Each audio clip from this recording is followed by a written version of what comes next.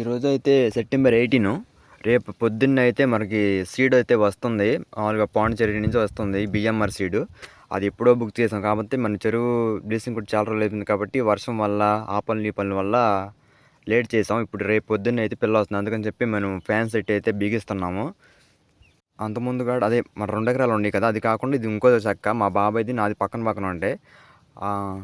ఈ చెక్కకైతే ఒక ఫ్యాన్ సెట్టే, పోయిన పంట కూడా ఒక ఫ్యాన్ సెట్టే ఆడిచ్చాము. ఎందుకంటే 2 రోజులు లేదు, ఒకవేళ ఉన్నా కానీ కరెంట్ చాలదు దానికి, ఎందుకు చెప్పి ఒకటే పెట్టి ఒకటే ఆడిచ్చాం.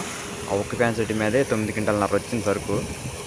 ఈసారి కూడా ఒక ఫ్యాన్ సెట్టే ఉంది కాబట్టి పిల్ల ఎక్కువ పోయకుండా ఒక మాదిరిగా కొంచెం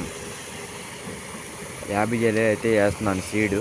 రేపు పొద్దున్న వస్తుంది కాబట్టి అన్నీ రెడీ చేసుకుని సాయంత్రం పూట అయితే మెంటలు కొట్టాలి. అందుకని చెప్పి ఫ్యాన్స్ బిగిస్తున్నాము.